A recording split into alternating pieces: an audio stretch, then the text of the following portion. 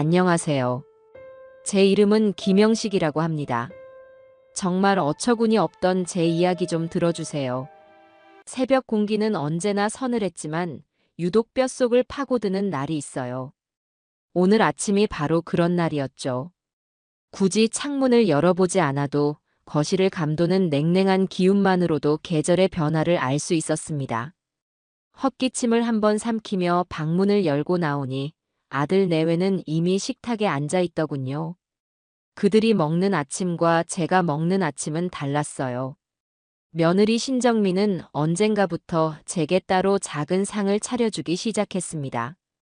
처음에는 연세가 있으니 식사 시간을 맞추기 어려울까봐 배려하는 것이라고 생각하려고 애썼죠. 하지만 그 배려라는 것이 그저께 끓인 국에 찬밥 한 덩이, 그리고 김치와 콩자반이 전부인 상차림을 의미하는 것은 아닐 겁니다. 그들의 식탁 위에는 갓 구운 토스트와 버터 냄새가 고소하게 피어오르고 있었어요. 김이 모락모락 나는 수프 그릇도 보였고요. 아들 김태우는 신문에서 눈을 떼지 않은 채 무심하게 포크를 놀리고 있었죠. 나와는 눈도 마주치지 않았습니다. 마치 이 공간에 저와 아들 내외 세 사람이 아닌 딱 두 사람만 존재하는 것처럼 행동하는 것이 하루 이틀 일은 아니었어요. 그래도 괜찮았습니다. 아니, 괜찮다고 스스로를 타이르는 법을 지난 몇 년간 익혀왔어요. 원래 이 집은 제 땀과 눈물이 밴 집입니다. 젊은 시절 새벽 인력 시장부터 밤늦은 공사장까지 안 해본 일이 없었죠. 그렇게 억척같이 돈을 모아 마련한 보금자리였어요. 아들 녀석 장가 보낼 때 요즘 젊은 사람들 전세 구하기도 힘들다는 소리에 큰맘 먹고 제 명의로 된 이 집을 내주었습니다. 손주 녀석 재롱이라도 보면서 남은 생을 보내면 더 바랄 것이 없겠다는 소박한 꿈이 있었죠. 처음 몇 년은 정말 좋았어요. 며느리도 깍듯했고 아들 녀석도 퇴근길에 제 방에 들러 어깨를 주무르곤 했습니다. 작고 따뜻한 손으로 제 수염을 잡아당기던 손주 녀석의 웃음소리가 아직도 귀에 서네요. 하지만 손주가 초등학교에 들어가고 얼마 안 가 조기 유학이라는 것을 떠나면서 모든 것이 변하기 시작했습니다. 1년에 한두 번 얼굴 보기도 힘들어졌고 화상통화 너머로 보이는 손주의 얼굴은 날이 갈수록 낯설어졌죠. 며느리는 손주 교육에 들어가는 돈이 많다며 생활비를 아껴야 한다는 말을 입에 달고 살았어요. 그 절약의 첫 번째 대상이 바로 저 시아버지의 밥상이었던 모양입니다. 아버님, 식사하세요. 며느리가 내 앞에 작은 밥상을 내려놓으며 말했어요. 목소리에는 아무런 감정이 실려 있지 않았죠. 마치 해야 할 일을 처리하는 기계처럼 정확하고 차갑게 움직일 뿐이었습니다. 밥상 위에는 어김없이 식어 빠진 국그릇과 단출한 반찬 두어 가지가 전부였어요. 그래도 군말 없이 숟가락을 들었습니다. 여기서 불평 한마디라도 하면 집안 분위기가 얼마나 싸늘해지는지 저는 이미 잘 알고 있었으니까요. 오늘 백화점 VIP 세일 마지막 날이라는데 당신 시간 괜찮아? 아들의 물음에 며느리가 화사하게 웃으며 대답했어요. 그 웃음은 단 한 번도 나를 향한 적이 없는 종류의 것이었죠. 그럼 당연히 비워놨지. 지난번에 봐둔 코트 꼭 사야 해. 내 친구 순영이는 남편이 미리 사줬다고 얼마나 자랑하는지 몰라. 알았어. 카드 긁고 나한테 문자나 보내. 두 사람의 대화는 언제나 명품, 여행, 돈에 관한 이야기로 가득했습니다. 나는 그들의 세상에 속하지 않은 이방인이었고 그저 그들이 사는 공간의 한 구석을 차지한 채 소리 없이 밥을 넘기는 낡은 가구 같은 존재였어요. 밥알을 씹는데 모래를 씹는 것처럼 서걱거렸습니다. 그래도 꾸역꾸역 넘겼어요. 기력이 있어야 이 냉랭한 집에서 하루라도 더 버틸 수 있을 테니까요. 그때였습니다. 목이 칼칼해지면서 참았던 기침이 터져나왔어요. 쿨럭쿨럭. 마른 기침 소리가 아침의 정적을 날카롭게 갈랐습니다. 순간 며느리의 얼굴이 싸늘하게 굳어지는 것을 똑똑히 봤어요. 마치 아주 더럽고 끔찍한 것을 본 듯한 표정이었죠. 그녀는 들고 있던 냅킨으로 코와 입을 가리며 미간을 찌푸렸습니다. 어머, 아버님. 감기세요? 걱정이 아닌 비난과 경계가 가득 담긴 목소리였어요. 아들 녀석은 그제야 신문에서 고개를 들고 나를 쳐다봤죠. 그의 눈빛 역시 귀찮음으로 가득 차 있었습니다. 요즘 감기 독하다던데. 병원이라도 다녀오셔야 하는 거 아니에요? 며느리가 덧붙이는 말에 나는 괜찮다고 손사래를 쳤어요. 아니다. 그냥 환절기라 목이 좀 칼칼한 게 전부야. 안 돼요. 집에 어른이 아프면 공기가 얼마나 나빠지는데요. 태우 씨, 당신도 옮으면 회사 일에 지장 생기잖아요. 아버님, 제발 병원 좀 다녀오세요. 그녀는 제발이라는 단어를 썼지만 그 안에는 조금의 애원도 담겨 있지 않았습니다. 오히려 어서 이 공간에서 사라져 달라는 무언의 압박처럼 느껴졌죠. 며느리는 자리에서 일어나 창문이란 창문은 다 열어젖히기 시작했어요. 쌀쌀한 아침 공기가 집 안으로 몰려 들어와 온몸에 소름이 돋았습니다. 아, 춥게 왜 이래. 아들이 투덜거리자 며느리가 날카롭게 쏘아붙였어요. 집에 병균이 가득할 텐데 환기라도 시켜야죠. 난 비염 있어서 감기 한 번 걸리면 얼마나 고생하는지 알면서 그래. 그러고는 보란 듯이 소독용 스프레이를 가져와 거실 곳곳에 뿌리기 시작했습니다. 매캐한 알코올 냄새가 온 집안에 진동했어요. 그 모습에 밥맛이 뚝 떨어져 숟가락을 내려놓았습니다. 나는 이 집의 가족이 아니라 집안의 공기를 오염시키는 병균 덩어리 취급을 받고 있었던 거죠. 병원 가실 거면 택시 타고 다녀오세요. 아시죠? 전철이나 버스 타셨다가 다른 균까지 옮아오시면 정말 곤란해요. 며느리의 말은 비수처럼 날아와 가슴에 박혔습니다. 아들은 그저 못 들은 척 다시 신문으로 얼굴을 파묻을 뿐이었어요. 그 순간 깨달았습니다. 저 녀석은 더 이상 내 아들이 아니라는 것을요. 그는 이제 저 여자의 남편일 뿐이었죠. 나는 조용히 자리에서 일어나 내 방으로 들어왔습니다. 등 뒤로 소독 스프레이를 뿌리는 칙, 칙 소리가 들려왔습니다. 저녁이 되자 기침은 더 심해졌어요. 몸에 오한까지 들기 시작했죠. 따뜻한 물이라도 한 잔 마실까 싶어 방문을 열고 나가려는데 거실에서 며느리의 신경질적인 목소리가 들려왔습니다. 정말 못 살겠어. 온종일 기침 소리 때문에 머리가 다 아프네. 저러다 폐렴이라도 되면 우리가 병원 수발까지 다 들어야 하는 거 아니야?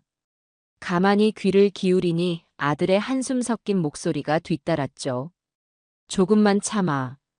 아버지도 일부러 그러시는 건 아니겠지. 참으라니. 당신은 저 기침 소리 들으면서 밥이 넘어가. 난 오늘 저녁 안 먹을래. 입맛이 뚝 떨어졌어. 그리고 무엇보다 무서워. 우리한테 감기 옮기면 어쩔 거야? 당신 내일 중요한 프레젠테이션도 있잖아. 아, 그럼 어떡하라고. 어떡하긴 뭘 어떡해. 오늘은 좀 나가 계시라고 해. 찜질방이라도 가시든가. 집안 공기 좀 정화하게. 심장이 쿵 하고 내려앉는 것 같았습니다. 내 집에서 내 아들 내외에게 병균 취급을 받으며 쫓겨나야 하는 신세라니요. 설마 아들 녀석이 제 어미의 말을 그대로 따르지는 않을 거라고 마지막 남은 한 조각의 기대를 붙잡고 있었습니다. 하지만 그 기대는 곧 산산조각이 났죠. 얼마 지나지 않아 방문을 두드리는 소리가 들렸고 아들이 머리를 긁적이며 들어왔습니다. 그 녀석은 차마 내 눈을 마주치지 못하고 헛기침만 해댔어요. 아버지, 저 드릴 말씀이 있는데요. 그게 정미가 좀 예민하잖아요.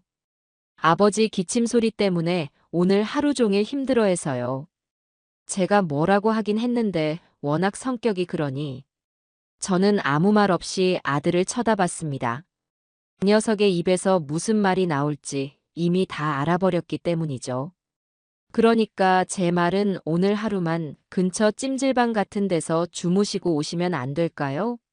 제가 여기. 아들은 주머니에서 꼬깃꼬깃한 지폐 몇 장을 꺼내 내 손에 쥐어주려고 했습니다. 5만 원짜리 2장. 내 아들이 아비에게 내민 하룻밤의 값어치였죠. 그 순간 머릿속에서 무언가 툭 하고 끊어지는 소리가 났습니다.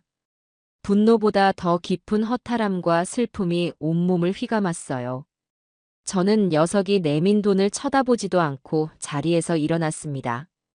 그리고 벽에 걸어둔 외투를 입었죠. 아버지, 제 말은 그런 뜻이 아니라. 당황한 아들이 무언가 변명을 하려 했지만 저는 손을 들어 막았습니다. 더 이상 저 녀석의 목소리를 듣고 싶지 않았어요. 알겠다. 그 한마디를 뱉고 방을 나왔습니다. 거실 소파에는 며느리가 팔짱을 낀 채 승리자처럼 저를 쳐다보고 있었습니다. 그 눈빛은 마치 꺼봐요, 내 말이 맞죠? 라고 말하는 것 같았어요. 저는 신발장에서 가장 낡은 구두를 꺼내 신었습니다. 아들 녀석이 결혼할 때 좋은 날 신으라며 사준 번쩍이는 구두는 신발장 가장 안쪽에 놓여 있었지만 더 이상 그걸 신고 싶은 마음이 들지 않았죠. 현관문을 열고 밖으로 나섰습니다. 차가운 밤 공기가 폐부 깊숙이 들어왔어요. 뒤에서 아들이 아버지 하고 부르는 소리가 들렸지만 돌아보지 않았습니다. 이 집의 문턱을 내 발로 넘어가는 것은 이번이 마지막이 될 겁니다. 지난 수십 년간 나의 모든 것이었던 이 집, 그리고 내 삶의 이유였던 아들 녀석과 이제는 정말 끝이라는 생각이 들었습니다. 이것은 단순한 서운함이 아니었어요. 내 존재 자체를 부정당한 처절한 통증이었습니다. 차가운 밤 공기가 폐부 깊숙이 스며들었어요. 집에서 쫓겨나다시피 나온 발걸음은 갈피를 잡지 못하고 한동안 동네를 빙빙 맴돌았죠. 익숙한 골목길, 가로등 불빛 아래 드러나는 낡은 담벼락. 이 모든 것이 어제와 같은 풍경인데도 오늘따라 지독하게 생경하게 느껴졌어요. 마치 평생을 살아온 고향이 아니라 아무런 연고도 없는 낯선 타양에 뚝 떨어진 기분이었습니다. 저 모퉁이를 돌면 아들 녀석이 어릴 적 친구들과 딱지치기를 하던 공터가 나오고 저쪽으로 10분만 걸으면 지금은 하늘에 있는 아내와 장을 보러 다니던 시장이 있었죠. 모든 곳에 우리의 시간이 먼지처럼 내려앉아 있는데 이제 그 어디에도 제가 머물 곳은 없다는 사실이 실감나지 않았어요. 한참을 걷다 보니 붉고 푸른빛을 번쩍이는 찜질방 간판이 시야에 들어왔습니다. 24시간 영업. 지금의 제게는 유일한 구원의 동아줄처럼 보였어요. 적이라면 일단 얼어붙은 몸이라도 녹일 수 있겠지요. 그리고 앞으로의 일을 생각할 아주 길고 괴로운 밤을 보낼 수 있을 겁니다. 무거운 철문을 밀고 안으로 들어서자 후끈한 열기와 퀴퀴한 땀 냄새, 그리고 온갖 사람들의 소음이 한꺼번에 저를 덮쳐왔어요. 카운터의 젊은 직원은 제게 아무런 관심도 없다는 듯 하품을 쩍하며 열쇠 하나를 던져주었죠. 옷을 갈아입고 들어간 중앙홀은 그야말로 아수라장이었습니다. 술에 취해 코를 고는 중년 남자들, 깔깔거리며 과자를 나눠 먹는 젊은 학생들, 지친 기색이 역력한 채 아이를 다독이는 젊은 부부까지. 저마다의 사연을 가진 사람들이 제각기 다른 모습으로 뒤엉켜 하룻밤을 보내고 있었죠. 평생을 내 집, 내 방의 고요함 속에서만 잠들었던 제게는 너무나 혼란스러운 풍경이었어요. 가장 구석진 곳을 찾아 겨우 몸을 뉘었습니다. 등 아래로 딱딱하고 차가운 바닥의 감촉이 고스란히 전해져 왔죠. 잠은커녕 눈을 감는 것조차 고역이었습니다. 눈을 감으면 흐릿한 어둠 속에서 수십 년 전의 기억들이 흑백 영화처럼 상영되기 시작했어요. 29, 30 즈음의 젊은 제가 보였죠. 지금은 곁에 없는 아내와 함께 낡은 부동산 중개사무소의 의자에 나란히 앉아 있었습니다. 돋보기를 코끝에 걸친 중개사 노인이 저희 부부 앞에 집문서와 도장을 내밀었죠. 그때 우리의 손이 얼마나 떨렸는지 몰라요. 평생 모은 돈에 은행에서 빌린 큰 빚까지 더해 겨우 마련한 첫 집이었거든요. 여보, 이제 우리도 진짜 우리 집이 생긴 거예요. 여기서 우리 태우 남부럽지 않게 잘 키워요. 아내는 눈물을 글썽이며 제 손을 꼭 잡았어요. 그날 우리는 집으로 돌아와 밤새 불을 켜놓고 집 문서를 들여다보고 또 들여다봤습니다. 종이 한 장에 불과했지만 그것은 우리의 청춘과 맞바꾼 성실함의 증표이자 앞으로 펼쳐질 행복한 미래를 약속하는 증서처럼 느껴졌죠. 그 집에서 아들 태우가 태어났고 자랐어요. 그 녀석이 처음으로 아빠라고 불렀던 곳도 그 집 거실이었고 처음으로 두 발을 떼고 아장아장 걸었던 곳도 그 집 마당이었죠. 마당 구석에 심었던 작은 감나무는 해가 갈수록 쑥쑥 자라 어느새 2층 창문의 가지가 닿을 만큼 거목이 되었어요. 그 녀석이 대학에 합격했을 때 우리는 그 감나무 아래에서 동네 사람들을 불러 모아 큰 잔치를 열었습니다. 우리 아들 정말 장하다. 저는 목이 터져라 아들의 이름을 외쳤고 아내는 연신 눈물을 훔치며 웃고 있었죠. 그 모든 기쁨과 슬픔의 순간들을 그 집은 말없이 지켜봐 주었습니다. 그러다 태우가 결혼을 하고 손주가 태어났죠. 아내는 손주를 품에 안아보고는 소원이라도 이룬 듯 행복해했어요. 여보, 우리 이제 태우네랑 같이 사는 게 어때요? 이 집도 넓은데 우리가 작은 방 쓰고 안방은 아들 내외 쓰라고 하죠. 매일 우리 강아지 얼굴 보고 살면 얼마나 좋을까. 그게 아내의 마지막 소원이었습니다. 아내가 병으로 세상을 떠나고 저는 아내의 유언대로 아들 내외를 이 집으로 불러들였어요. 처음에는 정말 좋았죠. 며느리는 싹싹했고 아들 녀석은 퇴근길에 제 방에 들러 시시콜콜한 회사 이야기를 늘어놓곤 했습니다. 갓난쟁이 손주의 분유 냄새가 온 집안에 가득했고 그 아이의 웃음소리가 제 삶의 유일한 낙이었습니다. 하지만 모든 것은 너무나도 쉽게 변해버렸어요. 손주가 유학을 떠나고 집안의 웃음소리가 사라진 자리를 채운 것은 며느리의 짜증과 아들의 침묵이었죠. 저는 어느새 그들의 삶에 끼어든 불청객, 눈칫밥이나 축내는 늙은이가 되어 있었습니다. 그렇게 지난 몇 년의 기억들을 되짚다 보니 분노와 슬픔을 넘어선 지독한 허무함이 밀려왔어요. 제가 무엇을 위해 평생을 바쳐 이룬 것들일까요? 결국 내 자식에게조차 평균 취급을 받으며 쫓겨나기 위해서였을까요? 이 모든 불행의 시작은 너무나도 쉽게 모든 것을 내어준 제 어리석음 때문이라는 결론에 다다랐습니다. 그래요, 내가 잘못한 거죠. 내 것을 지키지 못하고 내 노후를 자식의 선의에만 기댔던 제가 가장 큰 잘못을 한 겁니다. 그렇게 뜬 눈으로 밤을 지새우고 주변이 어렴풋이 밝아올 무렵이었어요. 웅웅거리는 진동 소리에 주머니 속 휴대폰을 꺼내 들었죠. 아들. 화면에 뜬 두 글자를 보는 순간 어젯밤의 그 서늘한 절망감이 다시 온몸을 휘감았어요. 받을까 말까 수십 번을 망설였습니다. 혹시라도 아주 작은 희망이지만 밤새 자신의 잘못을 뉘우치고 제게 용서를 구하려는 전화일지도 모른다는 기대를 참아버릴 수가 없었죠. 하지만 그 기대는 언제나 그랬듯 가장 잔인한 방식으로 부서졌습니다. 아버지, 밤새 별일 없으셨죠? 주무시는 데는 괜찮았어요? 수화기 너머로 들려오는 아들의 목소리는 진심 어린 걱정이 아니라 의무적으로 안부를 묻는 듯한 건조한 톤이었어요. 저는 아무 말도 하지 않았죠. 제 침묵의 녀석도 당황했는지 헛기침을 몇 번 하더니 본론을 꺼냈습니다. 아, 다름이 아니라요. 정미가 아무래도 아버지 건강이 걱정된다고 오늘 오전에 전문 방역 업체를 불러서 집안 전체 소독을 하기로 했어요. 아버지 쓰시던 방이랑 침구류는 물론이고 거실이랑 주방까지 싹 다요. 아무래도 소독약 냄새가 하루 정도는 가야 빠질 것 같아서.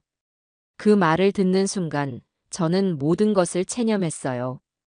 아, 이 녀석은 정말 아니구나. 부모 자식 간의 마지막 남은 끈마저 제 손으로 잘라내는구나. 나를 걱정하는 것이 아니라 나의 흔적을 지우고 싶어 안달이 난 며느리의 성화에 못 이겨 아비에게 오늘도 집에 들어오지 말라고 통보하는 녀석에게 더 이상 무엇을 바랄 수 있을까요? 그래서 말인데요. 죄송하지만 오늘 하루만 더 밖에서 괜찮으시겠어요? 제가 필요한 돈은 바로 계좌로 넉넉하게 쏴드릴게요. 쏴준다는 표현이 제 가슴을 갈기갈기 찢어 놓았습니다. 저는 대답 대신 통화 종료 버튼을 눌렀어요. 휴대폰을 쥔 손이 사시나무처럼 떨렸지만 이상하게도 눈물은 나지 않았죠. 모든 감정이 사라지고 차갑고 단단한 결심만이 머릿속을 가득 채웠습니다. 이제는 정말 돌이킬 수 없어요. 자리를 털고 일어나 찜질방 구석에 있는 컴퓨터로 향했습니다. 익숙지 않은 키보드를 독수리 탑업으로 두드려가며 등기부등본을 열람할 수 있는 정부 사이트를 찾아냈죠. 공인인증서 비밀번호를 몇 번이나 틀린 끝에 겨우 로그인에 성공했어요. 그리고 화면에 나타난 주소와 아파트동, 호수를 확인한 뒤 마우스 휠을 천천히 내려 소유자 현황을 확인했습니다. 그곳에 제 이름 석자가 또렷하게 박혀 있었죠. 소유자 김영식. 그 세 글자를 보는 순간 뜨거운 무언가가 목구멍으로 치밀어 오르는 것을 느꼈어요. 그래, 아직 내게는 이게 남아 있었지. 이 집은 저들이 나를 내쫓은 바로 그 공간은 법적으로 여전히 나의 것이었죠. 그리고 내 것을 내가 어떻게 처분하든 그것은 온전히 나의 자유였습니다. 이것은 복수가 아니에요. 내 남은 삶을 위한 정당방위이자 빼앗긴 나의 존엄을 되찾기 위한 마지막 투쟁입니다. 저는 화면에 뜬 제 이름을 마치 처음 보는 사람의 이름처럼 한참 동안 낯설게 바라보았습니다. 이제 모든 것이 명확해졌죠. 찜질방의 탁한 공기를 뒤로하고 밖으로 나오자 차갑지만 신선한 새벽 공기가 가슴을 파고들었어요. 밤새 저를 짓누르던 감정의 찌꺼기들이 씻겨나가는 기분이었죠. 근처 허름한 해장국집에 들어가 뜨끈한 콩나물 국밥 한 그릇을 시켰습니다. 혼자 밥을 먹는 것이 얼마만인지 모르겠어요. 늘 아들 내외의 눈치를 보며 혹은 그들이 남긴 반찬을 꾸역꾸역 넘기며 급하게 식사를 끝내곤 했으니까요. 오늘은 그럴 필요가 없었죠. 천천히, 아주 천천히 국밥 한 그릇을 전부 비웠습니다. 속이 따뜻해지니 비로소 정신이 제대로 돌아오는 것 같았어요. 든든하게 배를 채우고 나온 저는 동네에서 가장 번화한 사거리로 향했습니다. 그곳에는 대형 프랜차이즈 부동산 중개사무소가 위풍당당하게 자리를 잡고 있었죠. 통유리 너머로 보이는 사무실 안은 이른 아침부터 분주해 보였어요. 저는 잠시 밖에서 심호흡을 했습니다. 지금부터는 더 이상 어수룩하고 힘없는 늙은이로 보여서는 안 돼요. 내 재산을 당당하게 처분하러 온 집주인으로서 그에 걸맞은 태도를 보여야 했죠. 자동문이 열리고 안으로 들어서자 깔끔한 정장을 차려입은 젊은 직원이 깍듯하게 인사를 했어요. 그의 안내를 받아 상담석에 앉았습니다. 잠시 후 점장으로 보이는 중년 남자가 명함을 내밀며 제 앞에 앉았죠. 어르신, 어떤 일로 오셨는지요? 찾으시는 매물이라도 있으십니까? 그의 말투는 정중했지만 그의 눈빛은 저를 위아래로 훑으며 빠르게 값을 매기고 있다는 것을 알 수 있었어요. 아마 허름한 제 행색을 보고 작은 원룸 월세나 알아보러 온 노인네쯤으로 생각했겠죠. 저는 품 안에서 어제 출력해둔 등기부등본을 꺼내 테이블 위에 올려놓았습니다. 이 집을 팔려고 하오. 제 말에 점장은 무심코 서류를 집어들었죠. 그리고 주소를 확인하는 순간 그의 표정이 미세하게 굳어지는 것을 놓치지 않았습니다. 그는 서류와 제 얼굴을 몇 번이나 번갈아 쳐다보았어요. 믿기지 않는다는 표정이었죠. 우리 동네에서 가장 비싼 로열층 아파트였으니까요. 어르신께서 이 집의 소유주, 김영식 선생님 본인이 맞으십니까? 내 이름 석자도 못 읽는 거요? 제가 퉁명스럽게 쏘아붙이자 점장은 그제야 정신을 차린 듯 자세를 고쳐 앉았습니다. 그의 태도는 순식간에 공손함을 넘어 비굴함에 가까워졌어요. 아이고 회장님. 제가 큰 실수를 할 뻔했습니다. 정말 죄송합니다. 귀한 분께서 직접 이렇게 누추한 곳까지 찾아주실 줄은 몰랐습니다. 그는 직원을 시켜 가장 좋은 원두커피를 가져오게 하고는 제 앞에 바짝 다가앉아 목소리를 낮췄습니다. 그런데 회장님, 이렇게 귀한 매물을 어찌하여 처분하시려고 하시는지요? 혹시 자금 사정이? 그런 거 아니오. 내 인생 더 늦기 전에 좀 즐기다 가고 싶어서 그러오. 자식들한테는 비밀로 하고 이 집 정리한 돈으로 세계 일주라도 떠나볼까 생각 중이오. 아마존 정글도 가보고 아프리카 세렝게티 초원도 보고. 그래서 말인데 이 일을 아주 조용하고 신속하게 처리해 줄 수 있겠소? 미리 준비해둔 이야기가 꽤 그럴듯하게 들렸던 모양이에요. 점장은 감탄과 부러움이 뒤섞인 표정으로 연신 고개를 끄덕였습니다. 과연 회장님은 스케일이 다르십니다. 걱정 마십시오. 저만 믿으시면 됩니다. 이 동네 부동산 시장은 제가 꽉 잡고 있으니 가장 좋은 조건으로 가장 빠르게 처리해 드리겠습니다. 자제분들께서 눈치채실 일 없도록 제가 밤낮으로 뛰겠습니다. 저는 그와 부동산 전속 중개 계약서에 서명을 했어요. 그리고 가장 중요한 조건을 덧붙였죠. 집을 보러 올 사람은 이번 주 주말, 토요일 오후 시간으로 약속을 잡아주시오. 딱 그때가 좋을 것 같구려. 아들 내외가 며느리 친구 커플과 글램핑을 간다며 들떠있던 바로 그 주말이었어요. 모든 것은 제 계획대로 움직이기 시작했죠. 부동산을 나온 저는 곧장 은행으로 향했습니다. 수십 년을 거래해온 곳이라 직원들 얼굴도 낯이 익었지만 오늘만큼은 그 누구에게도 아는 척을 하고 싶지 않았죠. 번호표를 뽑고 창구 앞에 앉아 아내와 함께 만들었던 부부 공동 명의의 비상금 통장을 내밀었어요. 이제는 제 이름만 남은 통장이었죠. 이 통장 해지하고 전액 현금으로 인출해 주시오. 창구 직원은 금액을 확인하고는 깜짝 놀라며 되물었어요. 고객님, 금액이 상당히 큰데 현금으로 전부 다요? 혹시 보이스피싱 같은 거 당하신 건 아닌지요? 은행원의 당연한 의심에 저는 쓴웃음을 지으며 대답했죠. 내 돈 내가 찾겠다는데 그것도 신고해야 하는 세상이요? 그냥 해달라는 대로 해줘요. 제 단호한 태도에 직원은 더 이상 묻지 않고 한참 동안 기계를 돌려 두툼한 돈 봉투 5개를 만들어 내왔습니다. 묵직한 현금 뭉치를 가방 가장 깊숙한 곳에 넣고 은행을 나서는 순간 저는 비로소 완전한 자유를 느꼈어요. 이 돈은 지난 세월 저와 제 아내가 아끼고 아껴가며 모은 피와 땀의 결정체였죠. 이제 이 돈은 더 이상 자식을 위해 쓰이지 않을 겁니다. 오롯이 나 김영식의 남은 인생을 위해 쓰일 거예요. 우선 이 돈으로 며칠간 몸을 숨길 깨끗한 숙소를 구하고 앞으로의 계획을 차분히 세워야 했죠. 발걸음이 가벼웠어요. 내일의 태양은 어제와는 분명 다른 모습으로 떠오를 거라는 확신이 들었기 때문입니다. 급하게 처분하는 집이라고는 해도 사고 파는 과정에는 생각보다 복잡한 서류와 절차가 필요하더군요. 특히 세금 문제가 가장 큰 골칫거리였어요. 인터넷을 뒤져봐도 온통 어려운 말뿐이라 도무지 이해할 수가 없었죠. 부동산 점장은 법무사 사무실에 한번 가보는 게 좋을 거라고 했어요. 구청 근처에 가면 그런 사무실들이 쭉 늘어서 있다는 말과 함께요. 저는 다음 날 아침 일찍 버스를 타고 구청으로 향했습니다.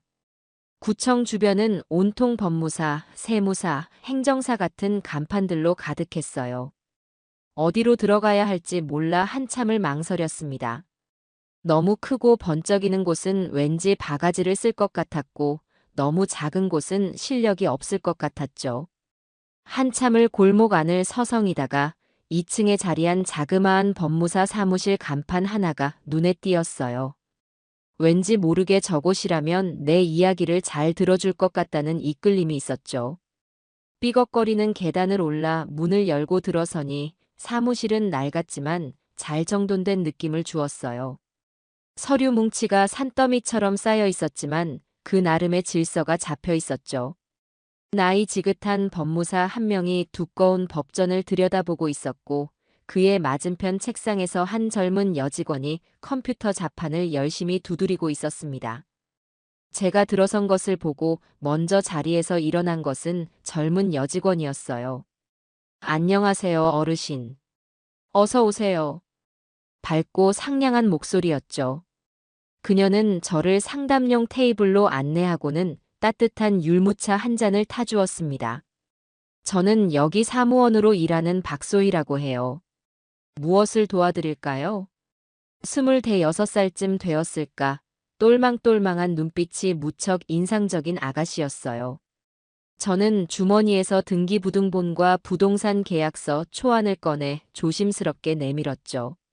집을 팔려고 하는데 세금이며 뭐며 알아야 할 게 너무 많은 것 같아서. 소희 씨는 제가 내민 서류를 아주 꼼꼼하게 읽어 내려가기 시작했어요. 그녀의 눈빛은 한 글자도 놓치지 않겠다는 듯 진지했죠. 한참 동안 서류를 보던 그녀가 고개를 들고 환하게 웃으며 말했어요. 어르신 걱정 안 하셔도 되겠는데요. 이 집은 오랫동안 가지고 계셨고 다른 주택도 없으시니 양도소득세는 거의 안 내실 거예요. 비과세 대상이시거든요. 그녀는 복잡한 세법 조항들을 마치 동화책 이야기 들려주듯 제 눈높이에 맞춰 알기 쉽게 설명해 주었어요. 머리를 짓누르던 큰 돌덩이 하나가 쑥 내려가는 기분이었죠. 상담은 그걸로 충분했습니다. 고맙다고 인사하고 자리에서 일어나려는데 소희 씨가 저를 붙잡았어요. 어르신, 혹시 실례가 아니라면 여쭤봐도 될까요? 이 집을 파시고 나면 어디서 지내실 계획이세요? 그녀의 질문에는 단순한 호기심이 아니라 사람에 대한 진심 어린 염려가 담겨 있었습니다. 그 따뜻한 눈빛을 마주하는 순간 저도 모르게 경계심이 허물어졌어요. 아직 정하지 못했소.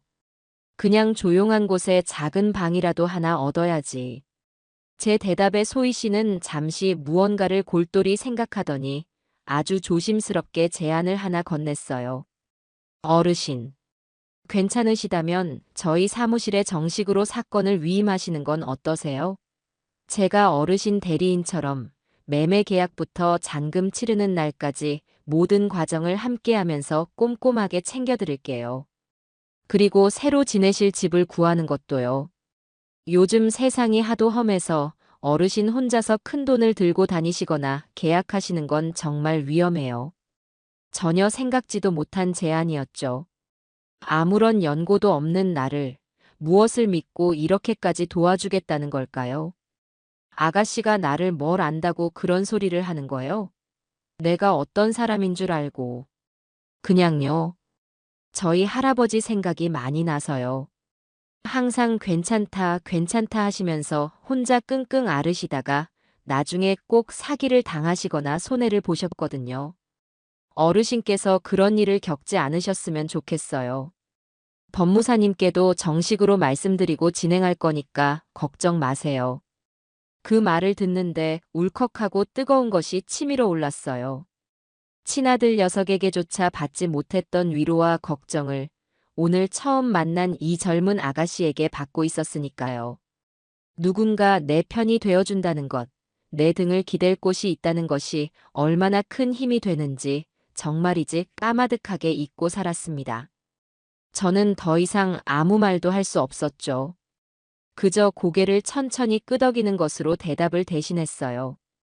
그날부터 박소희라는 아가씨는 제게 단순한 법무사 사무실 직원이 아니었어요. 그녀는 나의 유일한 조력자이자 든든한 내 편이 되어 주었죠.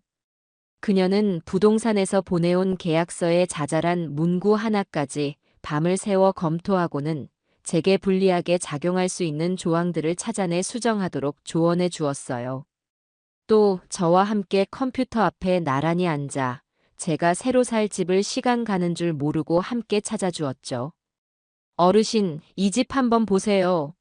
창문 밖으로 강이 보여요. 매일 아침 이런 풍경을 보면서 일어나시면 기분이 정말 좋으실 것 같아요. 근처에 큰 병원도 있고 시장도 가까워서 생활하시기에도 편하실 거고요. 모니터 속 작은 사진이었지만 햇살이 가득 들어오는 아담한 거실과 창밖으로 보이는 푸른 강물의 모습은 제 마음을 단번에 사로잡았습니다. 냉기와 침묵만이 가득했던 그 거대한 집이 아니라 온전히 나만의 온기로 채울 수 있는 저런 작은 공간. 상상만으로도 가슴이 벅차올랐죠. 소희 씨를 만나지 못했더라면 저는 여전히 어둠 속에서 홀로 분노하고 절망하며 모든 것을 망쳐버렸을지도 몰라요. 그녀는 제 잿빛 같던 남은 인생에 다시 한번 살아볼 만한 가치가 있다고 알려준 고마운 인연이었죠. 임시로 머무는 작은 모텔방의 창문으로는 옆 건물의 회색벽만 보였어요. 햇빛조차 제대로 들지 않는 갑갑한 공간이었죠. 그래도 마음은 편했습니다. 누구의 눈치도 볼 필요 없이 오롯이 나만의 시간을 가질 수 있었으니까요. 그날 오후 주머니 속에서 휴대폰이 낯선 번호로 울렸습니다.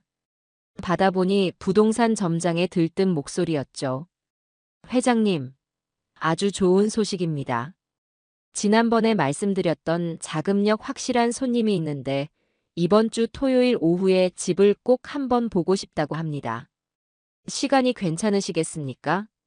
심장이 쿵 하고 내려앉았어요. 모든 것이 제가 예상했던 대로, 아니 그보다 더 완벽하게 맞아떨어지고 있었죠. 며느리가 친구들과 글램핑을 떠나기로 한 바로 그날, 그 시간이었습니다. 저는 최대한 감정을 숨기고 태연한 목소리로 대답했어요. 마침 그날은 내가 시간이 괜찮을 것 같구려. 약속을 잡도록 하시오. 집 비밀번호는 내가 문자로 보내주겠네. 나는 약속 장소에 나가지 않을 테니 점장님이 알아서 잘 안내해 주시오. 괜히 주인 행세하는 늙은이가 있으면 젊은 사람들이 불편해할 테니. 역시 회장님은 배려심이 깊으십니다. 걱정 마십시오. 이 점장만 믿으시면 됩니다. 제가 두 분이 안 계신 동안 집을 얼마나 소중히 다루셨는지 구석구석 정성이 가득한 명품 집이라는 것을 확실하게 보여드리겠습니다. 전화를 끊고 나서 한동안 허공을 멍하니 바라보았어요. 점장은 제가 아들 내외와 함께 사는 줄 알고 있었으니 당연히 두 분이 집을 비우는 것으로 생각했겠죠. 그리고 그 집이 명품인 것은 맞았어요. 다만 그 명품은 며느리의 값비싼 가구와 장식품 때문이 아니라 그 집을 짓고 가꾸기 위해 평생을 바친 저와 제 아내의 시간과 땀으로 만들어진 것이었죠. 바로 그때였어요. 아들 녀석에게서 전화가 걸려온 것은 혹시나 하는 마음에 받았지만 역시나 제 안부를 묻는 전화는 아니었어요. 아버지 잘 지내시죠? 다름이 아니라 집에 아버지 앞으로 온 우편물이 하나 와 있어서요. 무슨 보험회사에서 온 것 같은데 이거 어떻게 할까요? 그 녀석의 목소리 너머로 며느리의 크고 명랑한 목소리가 들려왔어요. 아마 스피커폰으로 통화를 하는 모양이었죠. 여보, 아버지한테 우리 주말에 글램핑 가는 거 말씀드려야지. 아버지, 저희 내일 친구네 커플이랑 글램핑 가요. 요즘 완전 유행이잖아요. 숯불에 고기도 구워 먹고 밤에는 불멍도 하고 완전 힐링 될 것 같아요. 힐링이라는 단어가 제 귀에 모처럼 날아와 박혔어요. 아비를 내쫓은 집에서 그들은 태평하게 주말 여행 계획을 세우고 있었던 거죠. 저는 아무 말 없이 숨을 죽이고 있었어요. 제 침묵을 긍정으로 받아들였는지 며느리는 한껏 들뜬 목소리로 수다를 이어갔습니다. 나가서 입으려고 어제 백화점에서 산 새 옷이랑 신발, 오늘 택배로 다 왔잖아요. 당신이 사준 그 가방도 들고 가서 사진 예쁘게 찍어 올려야지. 친구들이 얼마나 부러워하겠어. 다 우리 아들, 우리 남편 덕분이지. 그렇죠, 아버지. 마치 제게 동이라도 구하듯 살갑게 물어오는데 소름이 돋을 지경이었어요. 이 위선과 가식을 언제까지 참아내야 하는 걸까요? 그 우편물은 그냥 거기에 두어라. 나중에 내가 알아서 할 테니. 제 차가운 목소리에 아들 녀석이 당황한 듯 말을 더듬었어요. 아, 네. 그럼 아버지, 주말 잘 보내시고요. 무슨 일 있으시면 전화 주세요. 전화를 끊자마자 저는 곧장 소희 씨에게 전화를 걸었습니다. 그리고는 딱 한마디만 했죠. 예정대로 진행해 주시오. 토요일 오후 약속된 시간이 되자 저는 모텔방 안을 초조하게 서성였습니다. 지금쯤 부동산 점장이 예비 구매자 부부를 데리고 집 안으로 들어갔을 테죠. 그들의 눈에는 무엇이 보일까요? 며느리가 값비싼 돈을 들여 꾸며놓은 화려한 거실, 벽난로 위에 걸린 아들 내외와 손주의 행복해 보이는 대형 가족 사진, 그리고 아들 녀석의 서재를 가득 채운 한 번도 읽지 않은 듯한 두꺼운 책들. 그 모든 것이 성공한 중산층 가정의 완벽한 표본처럼 보일 겁니다. 그 집의 진짜 주인이었던 늙은이가 그 화려함 뒤에 가려져 어떤 취급을 받으며 살았는지는 아무도 모르겠죠. 1시간쯤 지났을까 부동산 점장에게서 전화가 왔습니다. 그의 목소리는 흥분으로 떨리고 있었어요. 회장님, 계약 성사될 것 같습니다. 집을 보신 사모님께서 완전히 반하셨습니다. 이렇게 관리가 잘 된 집은 처음 본다면서요. 특히 주방이랑 정원을 보시고는 입을 다물지 못하십니다. 회장님 사모님께서 정말 살림을 잘하셨던 모양입니다. 저는 아무 말도 할 수 없었어요. 그 주방은 며느리가 자기 전용이라며 저를 얼씬도 못하게 했던 곳이고 그 정원은 지난 봄 내내 허리를 굽혀가며 잡초를 뽑고 꽃을 심었던 나의 공간이었으니까요. 점장은 계속해서 말을 이어갔습니다. 거실에 걸린 가족 사진을 보시고는 이렇게 화목한 가정에서 살던 집이라 분명 좋은 기운이 가득할 거라며 아주 마음에 들어 하십니다. 제가 회장님 내외분께서 얼마나 금실이 좋으셨는지, 자제분은 또 얼마나 반듯하게 잘 키우셨는지에 대해 한참을 설명해 드렸습니다. 헛웃음이 터져 나왔어요. 화목한 가정, 반듯한 자식. 그럴듯한 거짓말로 포장된 진실은 이토록이나 공허했죠. 그들은 곧 계약금을 보내겠다고 했다는 말을 끝으로 점장은 전화를 끊었습니다. 모든 것이 순조롭게 진행되고 있었지만 마음 한구석이 서늘하게 아려왔어요. 내 평생의 역사가 이제 곧 다른 사람의 행복한 미래를 위한 배경으로 팔려나가게 되는 거니까요. 다음 날 소희 씨와 함께 새로 살 집의 계약을 마무리 짓고 나오는 길이었어요. 그녀가 제게 휴대폰 화면 하나를 보여주었죠. 어르신, 이거 한번 보시겠어요? 그것은 며느리의 SNS 계정이었습니다. 화려한 글램핑장을 배경으로 며느리는 머리부터 발끝까지 명품으로 치장한 채 활짝 웃고 있었어요. 아들 녀석이 사줬다던 바로 그 가방을 앞으로 쭉 내민 포즈였죠. 그리고 그 아래에는 이런 글이 적혀 있었습니다. 가을엔 역시 힐링 여행이지. 언제나 나를 최고로 만들어주는 우리 남편, 최고. 효자 아들 둔 덕분에 우리 부모님은 매일 하와이 여행 중. 해시태그 남편 찬스, 해시태그 럽스타그램, 해시태그 효도는 셀프, 해시태그 행복한 우리 집. 사진 속에는 최고급 샴페인 잔을 부딪히는 모습, 두툼한 스테이크가 구워지는 그릴의 모습도 있었어요. 그리고 그 모든 사진에는 하나같이 행복과 사랑이라는 단어들이 태그처럼 붙어 있었습니다. 나를 내쫓은 그 돈으로 그들은 저렇게 행복을 과시하고 있었던 거죠. 부모님은 매일 하와이 여행 중이라는 새빨간 거짓말을 보는데 분노를 넘어선 어떤 해탈의 감정마저 느껴졌어요. 그래, 너희들의 그 행복이 얼마나 갈지 내가 한번 지켜보마. 그들의 위선은 나의 결심을 더욱더 단단하게 만드는 가장 좋은 연료가 되어주고 있었습니다. 며칠 후 부동산 중개사무소의 VIP 상담실에 마주 앉았어요. 제 옆에는 소희 씨가 든든하게 자리를 지키고 있었고 맞은편에는 집을 사기로 한 젊은 부부가 약간은 상기된 표정으로 앉아 있었죠. 테이블 위에는 두툼한 매매 계약서가 놓여 있었습니다. 부동산 점장은 연신 싱글벙글하며 분위기를 띄우려 애썼지만 상담실 안의 공기는 꽤나 무겁고 긴장감이 흘렀어요. 자, 그럼 계약서 내용을 한번 확인해 보실까요? 제가 어제 보내드린 최종안에서 수정된 부분은 없습니다. 점장의 말에 젊은 부부는 고개를 끄덕이며 계약서를 훑어보기 시작했어요. 하지만 저는 계약서에 눈길을 주지 않았죠. 대신 소희 씨를 바라보았습니다.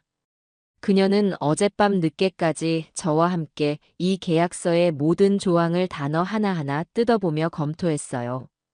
제게 불리하게 작용할 수 있는 독소 조항은 없는지, 잔금 지급일이나 이사 날짜의 문제는 없는지, 그 작은 체구 어디에 그런 꼼꼼함이 숨어 있는지 놀라울 정도였죠. 특약사항 5조 현 시설물 상태 하의 계약임이라는 문구에 대해 다시 한번 확인하고 싶습니다.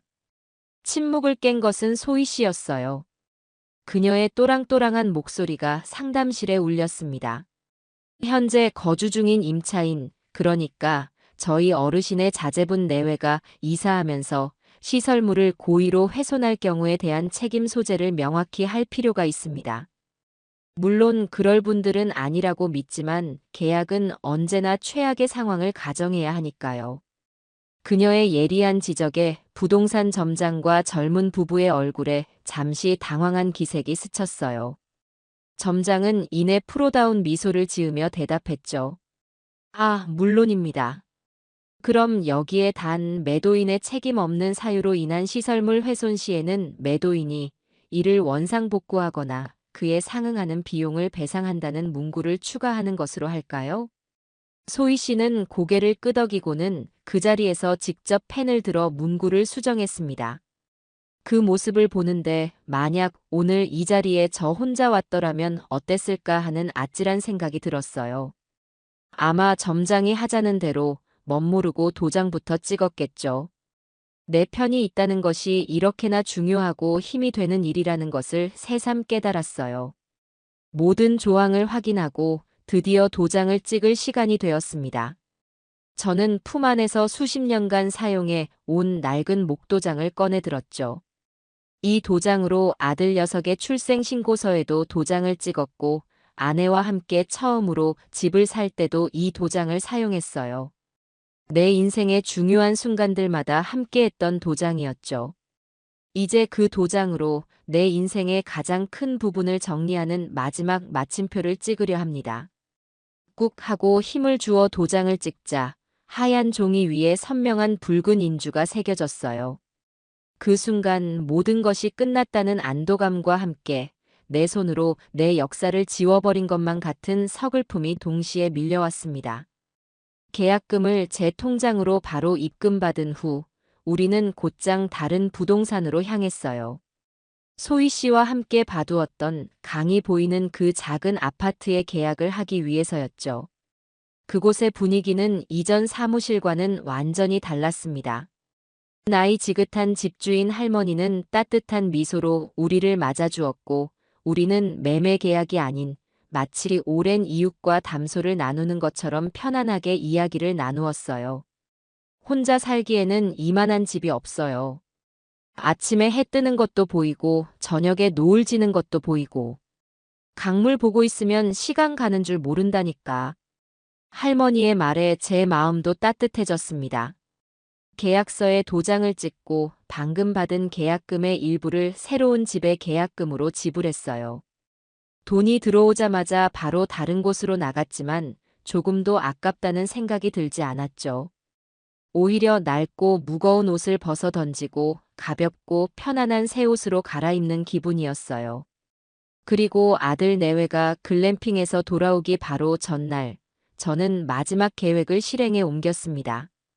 미리 연락해둔 소형 이삿짐 센터 직원 2명과 함께 아무도 없는 그 집으로 들어갔어요. 비밀번호를 누르고 현관문을 여는데 기분이 참 이상했죠. 며칠 전까지만 해도 제 집이었던 곳이 이제는 곧 남의 집이 될 공간이니까요. 집 안은 난장판이었습니다. 여행을 떠나기 전 급하게 짐을 쌌는지 옷가지와 잡동사니들이 여기저기 널려 있었어요. 저는 말없이 방들을 둘러보았습니다. 그리고 아들 녀석 방에서 낡은 상자 하나를 꺼냈어요.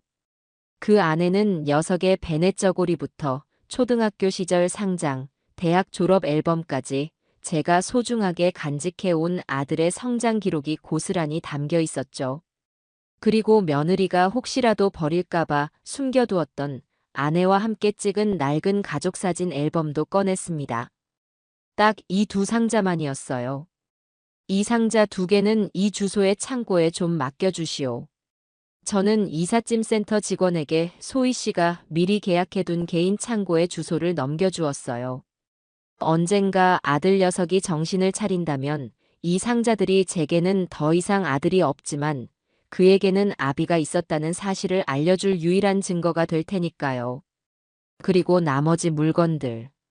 며느리가 애지중지하던 명품 가방과 옷들, 아들이 수집하던 비싼 양주들, 그들이 그토록 자랑스러워하던 모든 것들을 저는 미리 불러둔 대형 폐기물 처리 업체에 전부 넘겨버렸습니다.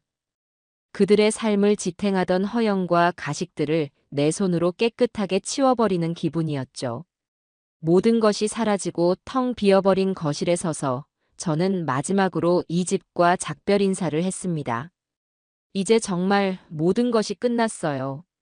잔금을 치르기로 한 날 아침이 밝았어요.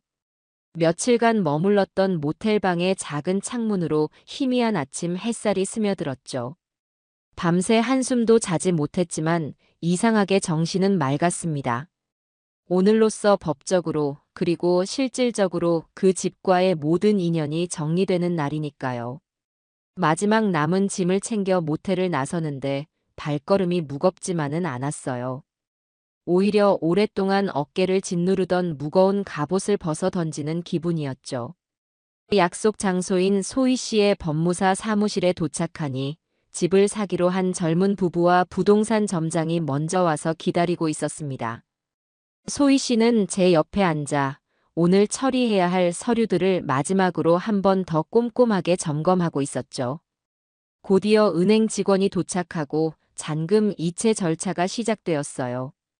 제 통장에 찍히는 평생 만져볼 것이라고는 상상도 못했던 큰 액수의 숫자를 보는데도 아무런 감흥이 일지 않았습니다. 그저 이 모든 상황이 꿈처럼 비현실적으로 느껴질 뿐이었죠. 모든 서류에 마지막 도장을 찍고 등기 이전에 필요한 서류들을 법무사에게 넘겨주었어요. 이제 정말 끝이 난 겁니다. 젊은 부부는 제게 다가와 고개를 숙이며 인사했어요. 어르신, 정말 감사합니다. 이 집에서 저희 아이들 예쁘게 잘 키우겠습니다. 그들의 행복해 보이는 얼굴을 보니 마음속에 남아있던 마지막 응어리마저 스르르 녹아내리는 것 같았어요. 그래요, 집은 죄가 없죠. 그 공간은 이제 저처럼 좋은 사람들을 만나 다시 따뜻한 보금자리가 되어줄 겁니다. 그걸로 된 거예요. 사무실을 나와 저는 곧장 그 집으로 향했습니다. 부동산 점장에게서 새로운 집주인의 연락처와 양해를 미리 받아두었죠. 집 앞에 도착하니 낯선 번호판을 단 이삿짐 차가 벌써부터 짐을 내리고 있었어요. 저는 그들을 방해하지 않기 위해 미리 불러둔 열쇠 수리공과 함께 조용히 현관문 앞으로 다가갔습니다. 이걸로 바꿔주시오. 저는 새로 산 디지털 도어록을 건넸습니다.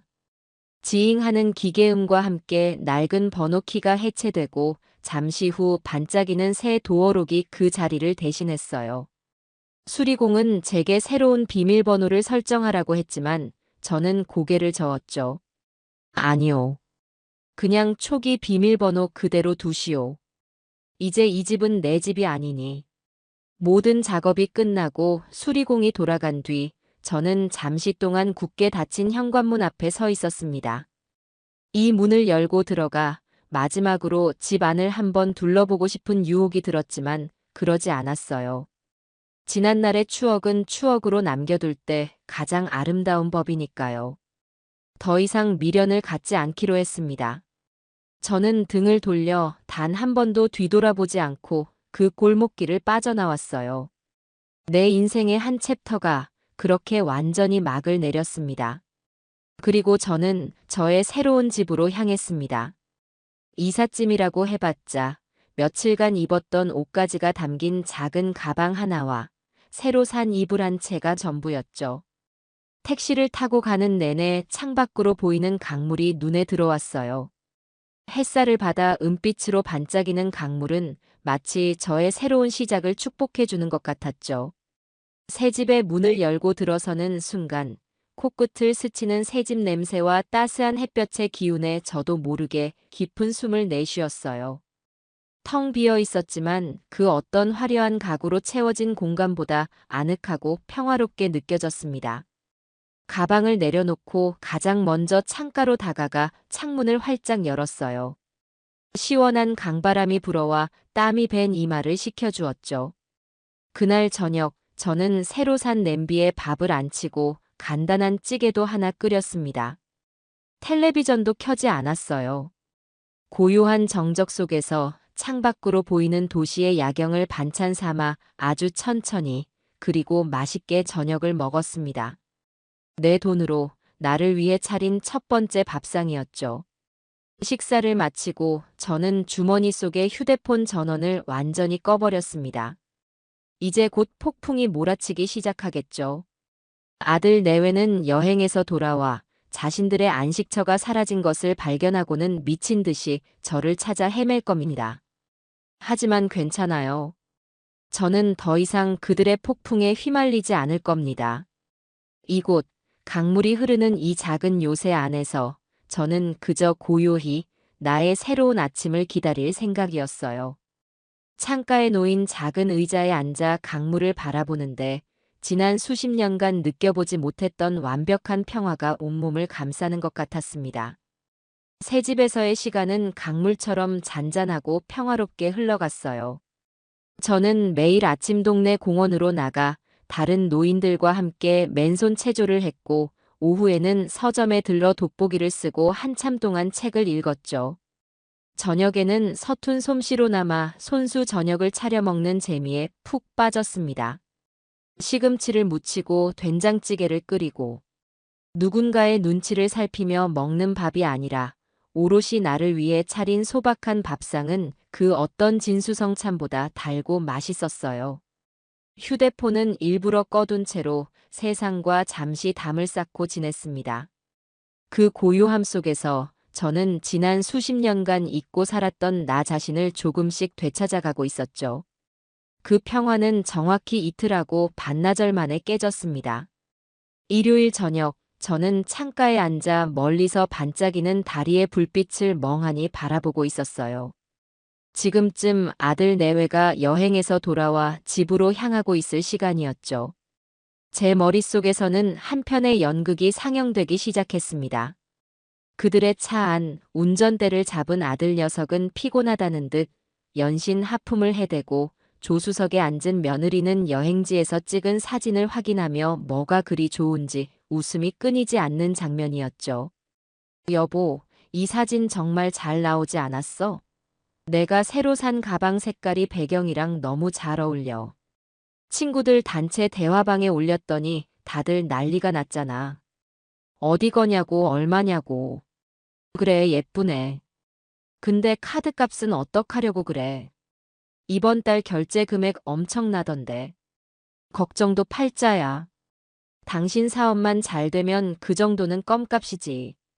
그리고 정 안 되면 방법이 아예 없는 것도 아니잖아. 며느리는 아마 제 집을 담보로 추가 대출이라도 받을 생각을 하고 있었을 겁니다. 자신들이 딛고 선 땅이 언제 무너져 내릴지도 모르는 채 그들은 그렇게 아슬아슬한 허영의 성 위에서 태평하게 웃고 있었겠죠. 아파트 주차장에 차를 세우고 트렁크에서 명품 로고가 박힌 캠핑 장비들을 꺼내며 며느리가 투덜거렸을 겁니다. 아, 피곤해. 집에 가서 빨리 씻고 싶다. 그리고 마침내 그들은 자신들의 것이라고 믿어 의심치 않았던 현관문 앞에 섰을 테죠. 익숙하게 비밀번호를 누르는 아들의 손. 하지만 문은 삐비빅 하는 오류음만 낼 뿐 굳게 닫혀 있었을 겁니다. 어머, 뭐야. 왜 안 열려? 번호 바꿨어? 아니, 내가 왜 바꿔? 네가 혹시 바꾼 거 아니야? 내가 왜 바꿔? 당신이 잘못 눌렀겠지. 비켜봐, 내가 해볼게. 며느리가 짜증을 내며 아들을 밀치고 다시 번호를 눌렀을 테죠. 결과는 마찬가지였을 겁니다. 그들의 첫 반응은 분노나 절망이 아닌 사소한 기계 고장에 대한 짜증이었을 거예요. 아, 진짜. 하필이면 지금 고장나고 그래. 관리사무소에 전화해봐, 빨리. 며느리의 성화에 아들은 관리사무소에 전화를 걸었을 테고 저희는 세대 현관 도어록 문제에는 관여할 수 없습니다. 라는 차가운 답변만 돌아왔을 겁니다. 그때였겠죠. 집 안에서 불빛이 새어나오고 현관문이 안쪽에서 덜컥하고 열린 것은. 그리고 문 앞에는 생전 처음 보는 얼굴의 남자가 낯선 표정으로 서 있었을 겁니다. 저 누구신데 남의 집에. 아들의 말이 채 끝나기도 전에 며느리가 날카로운 목소리로 소리쳤을 거예요. 누구긴 누구야, 도둑놈이지. 여보, 뭐해. 당장 경찰에 신고 안 하고. 도둑이라니요. 말씀이 좀 심하시네요. 저희가 이 집의 새로운 주인입니다만. 새 집주인의 담담한 한마디. 그 한마디가 아들 내외에게는 세상이 무너지는 소리처럼 들렸을 겁니다. 뭐라고요? 주인? 말도 안 되는 소리 하지 마세요. 이 집 주인은 우리 시아버지 김영식이라고요. 네, 맞습니다. 바로 그 김영식 어르신께 저희가 정식으로 매입했습니다. 여기 매매 계약서도 있습니다. 확인해 보시죠. 새 집주인이 내민 서류 위에서 제 이름과 선명한 도장을 확인하는 순간 그들의 얼굴은 어떻게 변했을까요? 아마 하얗게 질린 채 아무 말도 하지 못하고 서로의 얼굴만 멍하니 쳐다보았을 겁니다. 현실을 부정하고 거대한 사기극에 휘말렸다고 생각했겠죠.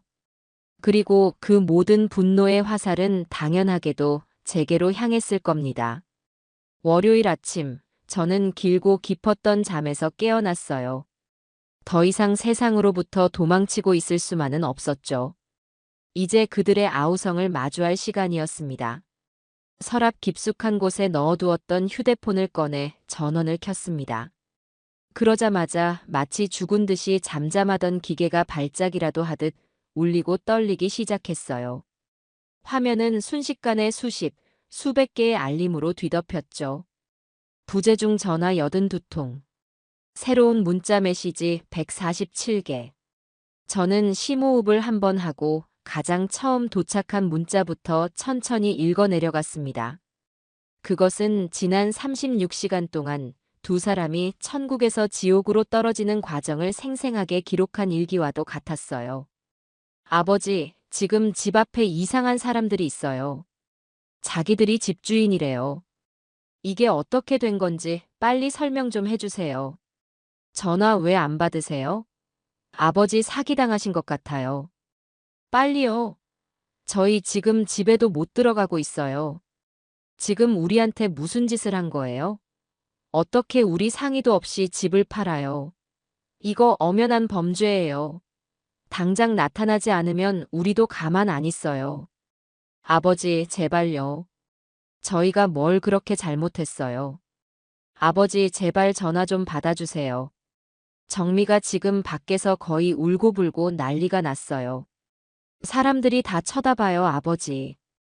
그들은 아마 그날 밤 차 안에서 뜬 눈으로 밤을 새웠을 겁니다. 그리고 다음 날 아침 자신들의 짐이 전부 사라졌다는 사실을 알게 되었겠죠. 미쳤어, 정말. 우리 짐은 다 어디 갔어요? 내 가방, 내 옷, 내 구두. 당신이 다 팔아먹은 거지, 그렇지. 아버지, 제발 저희 이제 어떡해요? 돈도 하나도 없고 당장 갈 곳도 없어요. 아버지, 제가 정말 죽을 죄를 지었습니다. 아버지가 그렇게 싫어하시던 거 정미랑 상의해서 다 버릴게요. 제발 제발 저희 좀 살려주세요. 문자는 거기서 끝이 아니었어요. 그 후로도 수십 개의 애원과 협박, 그리고 욕설이 뒤섞인 문자 폭탄이 쏟아져 들어왔죠. 저는 그 모든 것을 마치 신문 기사를 읽듯 무덤덤한 표정으로 읽어내려갔습니다. 그리고 마지막 문자를 확인한 뒤 휴대폰을 조용히 테이블 위에 내려놓았죠. 마음속은 그 어떤 파문도 잃지 않는 고요한 호수와 같았어요. 이제 그들이 찾아올 차례였습니다. 예상대로 그들이 제 새 주소를 알아내는 데는 그리 오래 걸리지 않았습니다. 수요일 오후 고요한 집 안을 뒤흔드는 날카로운 초인종 소리가 들려왔어요. 저는 인터폰 화면으로 그들의 모습을 확인했습니다. 불과 며칠 만에 지옥을 경험한 사람들의 얼굴이었죠. 헝클어진 머리, 퀭한 눈, 원망과 분노로 일그러진 표정. 저는 아주 차분히 현관문을 열어주었습니다.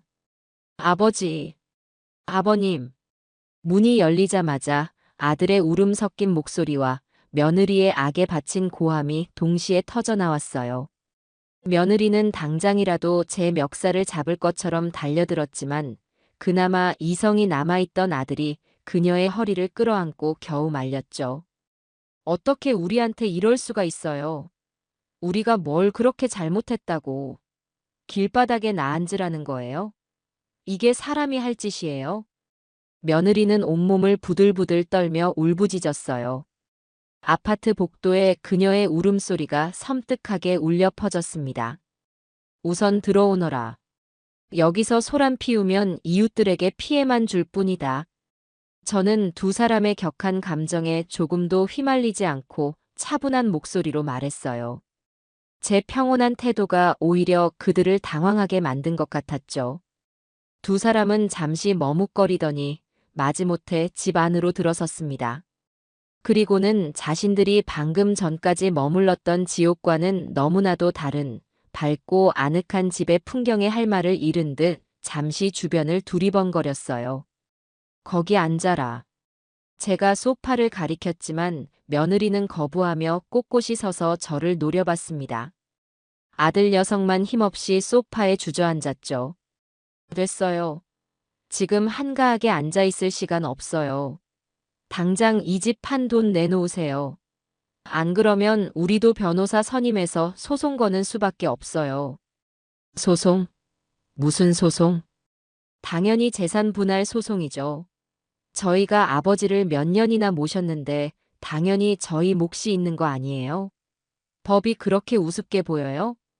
저는 며느리의 협박에 아무런 대꾸도 하지 않고 조용히 부엌으로 걸어가 찬물을 올렸습니다.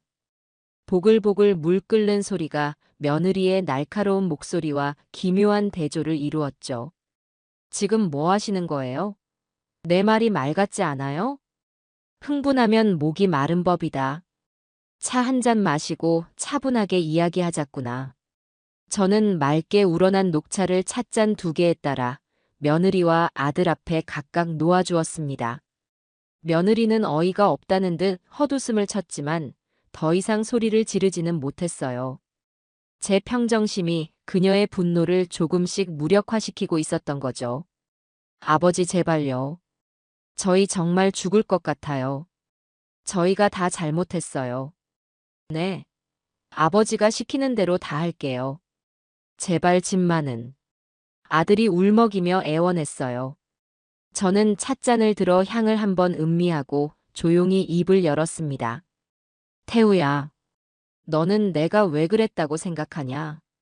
저희가 아버지께 소홀했던 거 알고 있습니다. 죄송합니다, 아버지. 소홀? 그 정도였을까? 나는 너희에게 가족이 아니었다.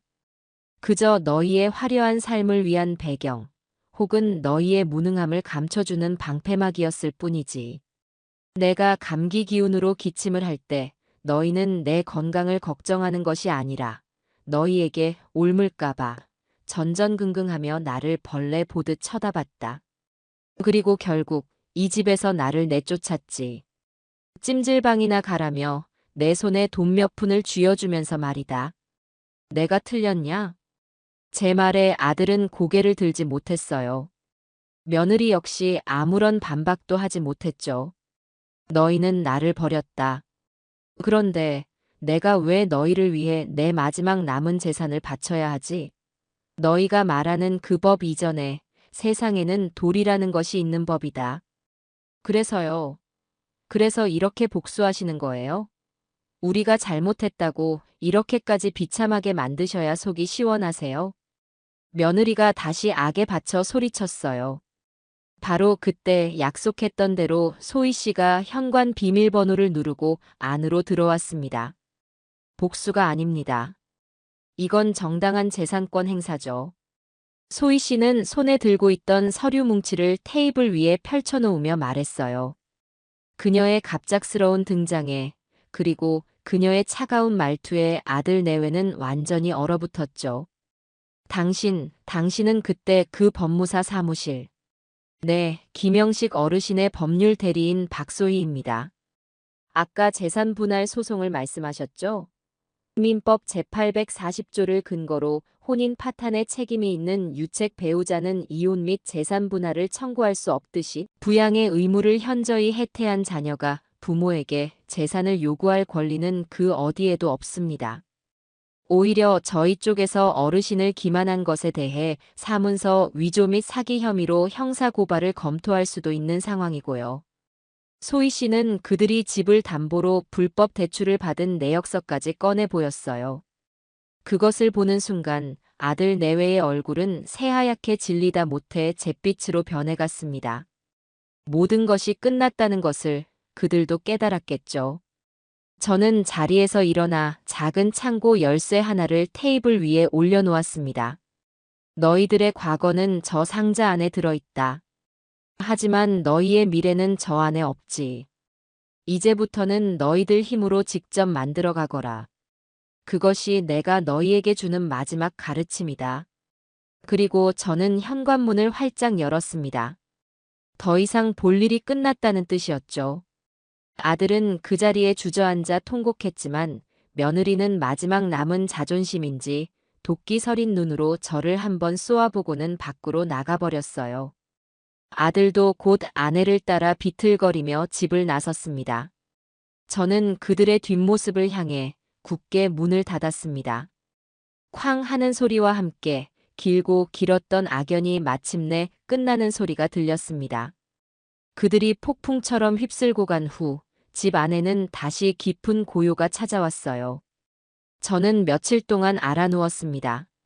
몸이 아픈 것이 아니라 마음이 아팠죠. 제 손으로 자식과의 연을 끊어냈다는 사실이 아무리 애써 외면하려 해도 무거운 돌덩이처럼 가슴을 짓눌렀습니다. 하지만 시간이 약이라는 말처럼 하루하루 강변을 걷고 문화센터에서 사람들과 어울리며 제 마음의 상처도 조금씩 아물어갔어요. 그러던 어느 날 소희 씨가 저녁거리를 사들고 제 집을 찾아왔습니다. 그녀는 이제 단순한 법률 대리인이 아니라 제게는 손녀딸 같은 존재가 되었죠. 어르신 식사는 하셨어요? 제가 어르신 좋아하시는 추어탕 사왔는데 같이 드세요. 그녀와 마주 앉아 저녁을 먹으며 저는 그동안 애써 묻어두었던 질문을 꺼냈습니다. 소희 씨, 그 아이들은 어떻게 지내는지 혹시 아는 거 있소? 소희 씨는 잠시 숟가락을 내려놓고 조금은 안타까운 표정으로 입을 열었어요. 제가 그 후로 알아보니 상황이 많이 안 좋은 것 같더라고요. 어르신 집을 담보로 받았던 대출금이 생각보다 훨씬 더 많았어요. 은행에서는 집이 매각된 사실을 알고 바로 대출금 전액 상환을 요구했고요. 아마 두 사람 명의로 된 다른 재산들도 전부 압류가 들어갔을 거예요. 그랬구나. 그리고 아드님 사업도 사실상 전부 사기였다고 해요. 그럴듯한 사무실만 차려놓고 투자자들에게 돈을 받아 돌려막기를 하던 거였더라고요. 믿었던 동업자는 마지막에 남은 돈까지 전부 챙겨서 해외로 도망갔고요. 지금 아드님은 사기죄로 여러 곳에서 고소까지 당한 상태라고 들었어요. 저는 아무 말도 할 수 없었어요. 제가 알던 순진하고 조금은 어수룩했던 아들의 모습 뒤에 그런 추악한 모습이 숨겨져 있었다는 사실이 믿기지 않았죠. 그래서 지금은 어디서 지낸다고 하더냐? 정확한 건 알 수 없지만 아마 신용불량자가 되어서 정상적인 생활은 힘들 거예요. 지인들한테 돈 빌리러 다니다가 지금은 아무도 연락을 안 받는다고 하더라고요. 며느님 되시는 분도 친정에서도 외면당한 모양이에요. 소희 씨의 말을 듣는 내내 제 심장은 차갑게 식어갔습니다. 그들이 지은 죄가 크다는 것을 알지만 한때는 제 아들이었고 며느리였던 아이들이 그런 파멸의 길을 걷고 있다는 사실이 고통스러웠어요. 그 후로 며칠 뒤 저는 동네 노인정에서 더 구체적인 소문을 듣게 되었습니다. 저와 함께 장기를 두던 최 노인이 제가 살던 동네에서 배달 일을 하는 손자에게서 들은 이야기라며 혀를 끌끌 차며 말했죠. 김영감, 그 아들 내외 말이야. 아주 꼴이 말이 아니게 됐더군. 그 콧대 높던 며느리가 글쎄 변두리 공장 식당에서 설거지를 하다가 허리를 다쳤다는군. 아들 녀석은 낮에는 막노동하고 밤에는 대리운전 뛰면서 빚 갚고 있다는데 워낙 빚이 많아서 어림도 없다는 거야. 사람들이 그러더군. 자기들 분수도 모르고 허영에 들떠서 살더니 꼴 좋다고. 근데 말이야, 나는 그 말 들으면서도 마음이 영 좋지만은 않더라. 아무리 그래도 자식이 망가지는 걸 보고 좋아할 부모가 어디 있겠어. 최 노인의 마지막 말이 제 가슴을 후벼 팠습니다. 그날 저는 장기판을 끝까지 마무리하지 못하고 자리에서 일어났어요. 집으로 돌아오는 내내 머릿속이 복잡했죠. 저는 정말 잘한 것일까요? 이것이 최선이었을까요? 그날 밤 저는 잠을 이루지 못하고 뒤척이다가 외투를 걸치고 밖으로 나왔습니다. 그리고는 무언가에 이끌린 듯 택시를 타고 그들이 살고 있다는 변두리 동네로 향했어요. 정확한 주소는 몰랐지만 왠지 그들을 찾을 수 있을 것 같았죠. 낡고 허름한 빌라들이 미로처럼 얽혀있는 골목길을 한참이나 헤맸습니다. 그러다 한 빌라의 반지하 창문으로 새어나오는 희미한 불빛 아래서 익숙한 두 사람의 그림자를 발견했어요. 그들은 작은 상 하나를 마주하고 앉아 컵라면으로 저녁을 때우고 있었습니다. 아무런 대화도 없었죠. 그저 기계적으로 면을 흡입할 뿐이었어요. 한때는 최고급 레스토랑에서 스테이크를 썰던 그들이었습니다. 며느리는 문득 고개를 들더니 소리 없이 눈물을 뚝뚝 흘리기 시작했어요. 아들은 그런 아내를 그저 멍하니 바라볼 뿐 아무런 위로도 건네지 못했죠. 그들의 화려했던 성은 이제 한 줌의 재도 남기지 않고 완전히 무너져 내린 겁니다. 저는 차마 그들에게 다가가지 못하고 어두운 골목길에 숨어 그 모습을 한참 동안 지켜보았어요. 분노도 연민도 그 어떤 감정도 느껴지지 않았습니다. 그저 지독한 허무함만이 온몸을 휘감을 뿐이었죠. 저는 그들을 파멸시킨 것이 아니었어요. 그들은 스스로를 파멸시킨 겁니다. 저는 그저 그들이 기생하고 있던 썩은 동아줄을 끊어냈을 뿐이죠. 저는 조용히 등을 돌려 그 골목을 빠져나왔습니다. 이제 정말로 제 인생에서 그들을 완전히 지워내야 할 시간이었습니다. 자식을 향한 마지막 문을 닫고 난 후 제게는 길고 혹독한 마음의 겨울이 찾아왔어요. 텅 빈 집 안에서 홀로 보내는 시간은 때로는 칼날처럼 날카롭게, 때로는 솜처럼 무겁게 저를 짓눌렀죠. 하지만 얼어붙은 강물 아래에서도 봄은 조용히 준비되는 법입니다. 제 곁을 묵묵히 지켜준 소희 씨와 새로 인연을 맺게 된 동네 사람들이 얼어붙은 제 마음에 따뜻한 온기를 불어넣어 주기 시작했어요. 어느 맑은 가을날, 저는 소희 씨와 함께 동네에서 가장 큰 노인복지관을 찾아갔습니다. 집을 정리하고 남은 돈의 일부를 저보다 더 어렵고 외로운 어르신들을 위해 쓰는 것이 옳다고 생각했기 때문이죠. 이것은 단순한 기부가 아니라 제 삶의 방향을 바로 세우는 의식과도 같은 것이었어요. 어르신, 정말 괜찮으시겠어요? 적은 돈이 아닌데. 차 안에서 소희 씨가 걱정스러운 듯 물었어요. 저는 창밖을 바라보며 담담하게 대답했죠. 그 돈은 내 손에 오래 쥐고 있을수록 나를 병들게 할 뿐이요. 원래 있어야 할 좋은 곳으로 흘려보내는 것뿐이야. 그래야 내 마음의 빚도 조금이나마 덜 수 있을 것 같고. 복지관의 관장님은 제 갑작스러운 방문에 어리둥절해하면서도 저희를 따뜻하게 맞아주었습니다. 저는 관장님의 안내를 받아 복지관 구석구석을 둘러보았어요. 낡은 시설, 부족한 일손 속에서도 그곳의 어르신들은 서로 의지하며 밝은 웃음을 잃지 않고 계셨죠. 점심시간이 되자 수십 명의 어르신들이 무료 급식을 먹기 위해 길게 줄을 서는 모습을 보았습니다. 그 행렬 속에서 저는 문득 제 아들 녀석의 텅 빈 눈동자를 떠올렸어요.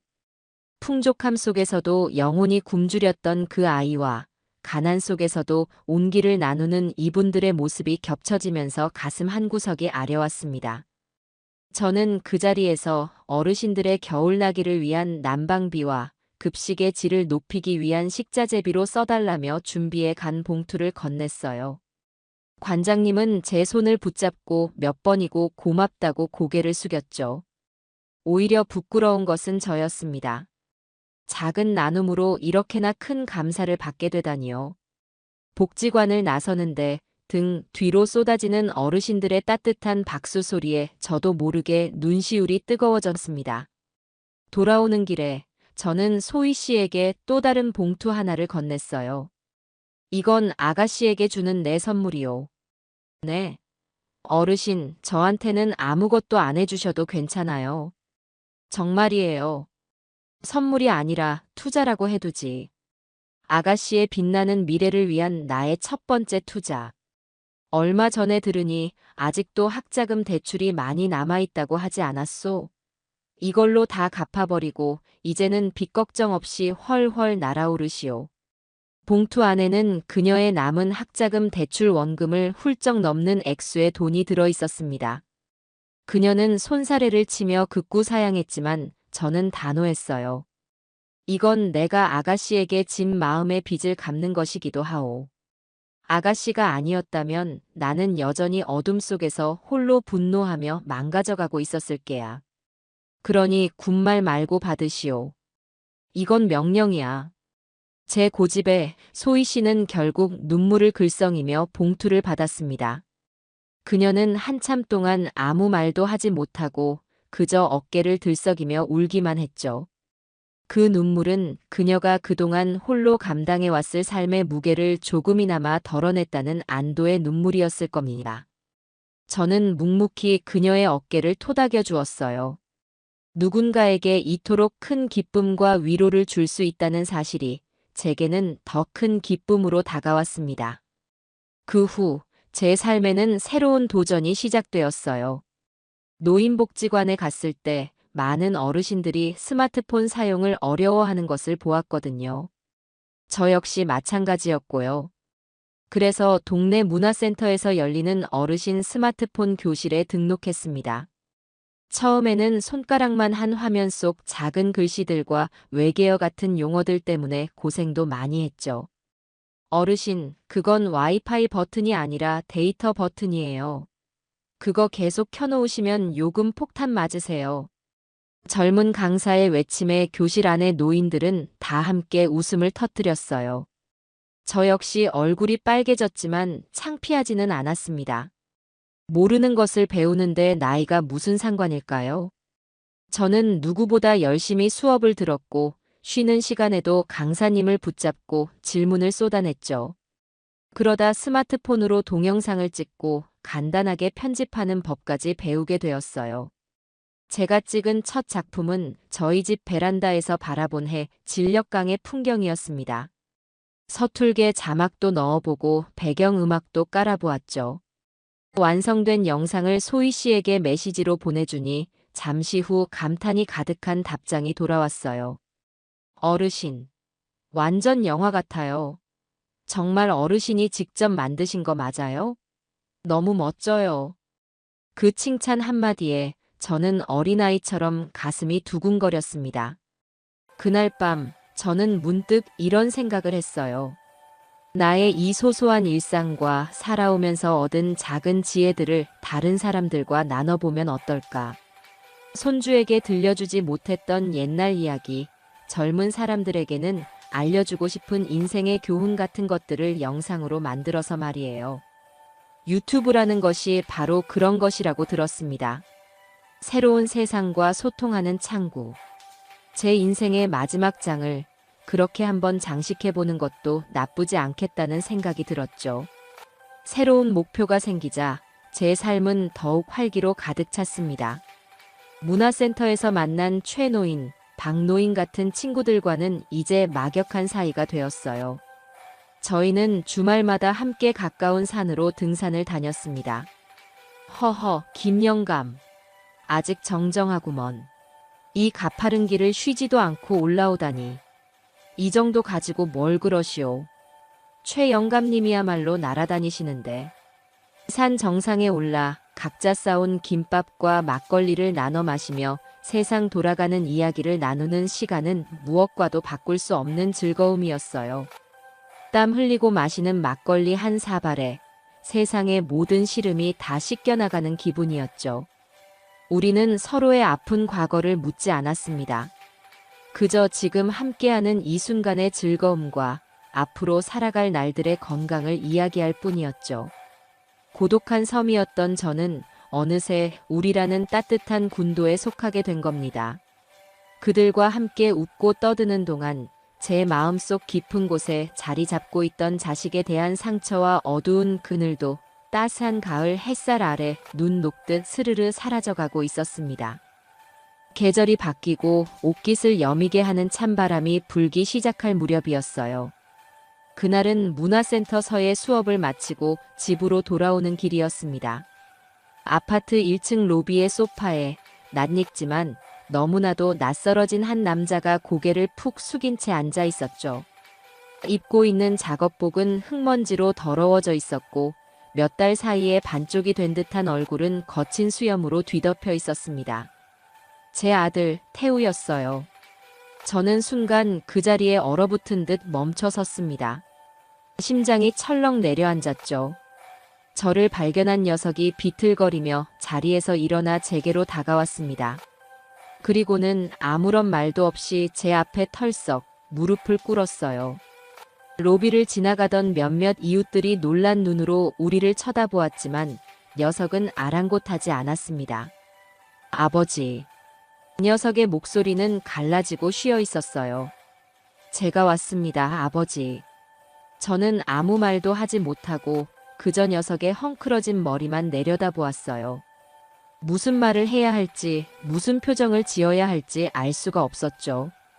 녀석은 고개를 들어 저를 바라보았습니다. 한때는 허영과 거짓으로 가득 차 있던 그 눈은 이제 텅 비어 껍데기만 남은 듯 공허했어요. 그 눈에서 굵은 눈물 방울이 뚝뚝 떨어져 시멘트 바닥을 적시기 시작했습니다. 아버지, 제가 정말 잘못했습니다. 제가 죽일 놈입니다. 아버지를 그렇게 내쫓고 아버지 등 뒤에서 그런 끔찍한 짓을 저지르고 저는 사람도 아닙니다, 아버지. 녀석은 말을 잇지 못하고 아이처럼 목 놓아 울기 시작했어요. 진심이었습니다. 지난번 제 집으로 찾아와 악을 쓰던 때와는 완전히 다른 뼛속 깊은 곳에서부터 우러나오는 진짜 후회의 눈물이었죠. 일어나거라.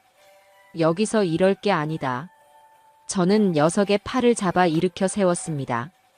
녀석의 몸은 나뭇가지처럼 가늘고 힘없이 제게 이끌려왔어요. 저는 녀석을 데리고 집으로 올라왔습니다. 집 안에 들어선 녀석은 모든 것이 제자리인 듯 평온한 집의 풍경과 창밖으로 보이는 아름다운 강의 모습을 보며 다시 한번 눈물을 터뜨렸죠. 제가 아버지에게서 이 모든 것을 빼앗으려고 했습니다. 저는 녀석을 식탁 의자에 앉히고 말없이 부엌으로 향했어요. 그리고 쌀을 씻어 밥을 안치고 냉장고에 있던 재료들을 꺼내 능숙하게 저녁을 차리기 시작했죠. 지글지글 기름에 두부를 부치는 소리, 보글보글 김치찌개가 끓는 냄새가 어색한 침묵을 채웠습니다. 녀석은 그저 고개를 숙인 채 제 모든 행동을 지켜보고만 있었어요. 따뜻한 밥과 김이 모락모락 나는 찌개, 그리고 계란말이와 김치. 소박하지만 정성이 담긴 밥상을 녀석 앞에 차려주었습니다. 먹어라. 아버지, 저는 이거 먹을 자격이 없습니다. 자격 같은 소리 하지 마라. 나는 지금 죄인에게 밥을 주는 것이 아니라 내 아들에게 밥을 차려주는 것이다. 아무리 네가 밉고 네가 저지른 짓이 용서가 안 되어도 네가 굶는 꼴은 못 보겠다. 그러니 먹어라. 제 말에 녀석은 더 이상 거절하지 못하고 떨리는 손으로 숟가락을 들었어요. 그리고는 밥 한 술을 입에 넣고는 짐승처럼 서럽게 울기 시작했습니다.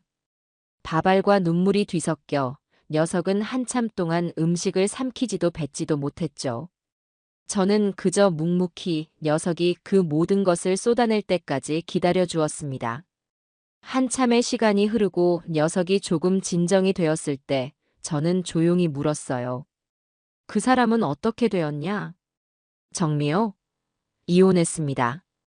자기는 이런 지옥에서 더는 못 살겠다고 위자료 한 푼 안 받고 도망치듯 떠났어요. 친정으로 갔는지 다른 남자를 만났는지 이젠 저도 모릅니다. 녀석은 텅 빈 눈으로 허공을 바라보며 말했어요. 모든 것을 잃은 사람의 표정이었죠. 저는 이제 어떻게 해야 할지, 어떻게 살아야 할지 정말 하나도 모르겠습니다, 아버지. 그냥 죽고 싶은 생각밖에 안 들어요. 저는 녀석의 맞은편에 앉아 그의 눈을 똑바로 쳐다보며 말했습니다. 죽는 것은 가장 쉬운 도망일 뿐이다. 진정한 속죄는 네가 망가뜨린 너의 인생을 네 손으로 다시 일으켜 세우는 것에서부터 시작되는 게야. 제가 할 수 있을까요? 저 같은 놈이. 돈은 단 한 푼도 줄 수 없다. 돈은 너를 더 깊은 구렁텅이로 밀어넣을 뿐이라는 것을 이제는 너도 알겠지. 대신 내가 너에게 다른 것을 주겠다. 내 힘으로 땀 흘려 돈을 버는 법, 그리고 쓰러져도 다시 일어서는 법을 가르쳐 주마. 저는 잠시 말을 끊고 제 거칠어진 손을 테이블 위에 올려놓았어요. 내가 젊었을 적에 공사판에서 페인트 칠을 했다. 여름에는 땀으로 목욕을 하고 겨울에는 손이 얼어붙어 감각도 없었지. 그때 배운 기술이다. 내가 아는 사람 중에 아직도 그 일을 하는 친구가 있다. 내일부터 너는 그 친구 밑으로 들어가서 맨 밑바닥부터 다시 배워라. 먼지를 뒤집어 쓰고 손톱 밑에 페인트가 낄 게다. 매일 밤 온몸이 쑤시고 아파서 잠도 못 잘 게야. 하지만 그렇게 한 달을 버티고 내 손에 첫 월급을 쥐게 되면 너는 비로소 알게 될 게다. 진짜 돈의 가치와 살아있다는 것의 의미를. 할 수 있겠냐? 제 제안에 녀석은 한참 동안 말이 없었습니다. 화려했던 과거를 생각하면 차마 받아들이기 힘든 제안이었겠죠. 하지만 녀석은 이내 눈물을 닦고 저를 보며 아주 천천히 그리고 힘겹게 고개를 끄덕였습니다. 그것은 녀석의 인생에서 스스로의 의지로 내린 첫 번째 진짜 선택이었을 겁니다. 그 후 제 삶에는 또 하나의 새로운 일과가 추가되었어요. 바로 실버라이프 김영식이라는 이름의 유튜브 채널을 운영하는 것이었죠. 소희 씨의 도움을 받아 채널을 개설하고 서툰 솜씨로 첫 영상을 올렸습니다. 별다른 내용도 아니었어요. 그저 저희 집 베란다의 작은 텃밭에 심은 상추와 고추에 물을 주는 아주 평범한 일상을 담은 영상이었죠. 어르신, 이렇게 올리기만 하면 정말 누가 보긴 하는 거예요? 허허, 그러게나 말이오. 그래도 믿져야 본전 아니겠소. 그런데 신기한 일이 벌어졌습니다. 며칠 뒤 확인해 보니 몇백 명이나 되는 사람들이 제 영상을 본 것은 물론이고 그 아래에 따뜻한 댓글들을 남겨주었던 거죠. 할아버님, 영상 보고 마음이 너무 평화로워졌어요. 저희 할아버지 생각나네요. 와, 베란다 텃밭을 저렇게 잘 가꾸시다니. 비결이 뭔가요? 다음 영상도 기대할게요. 저도 오늘부터 상추 한번 키워봐야겠어요. 할아버님 파이팅! 저는 생전 처음 보는 사람들의 응원에 밤늦도록 댓글 하나하나에 답장을 달아주었어요.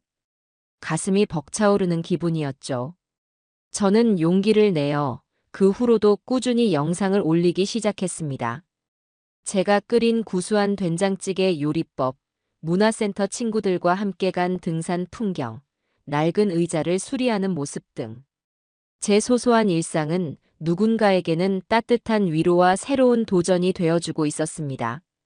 구독자 수는 어느새 수천 명을 넘어섰고, 저는 실버 유튜버, 지혜로운 할아버지 같은 쑥스러운 별명으로 불리게 되었죠.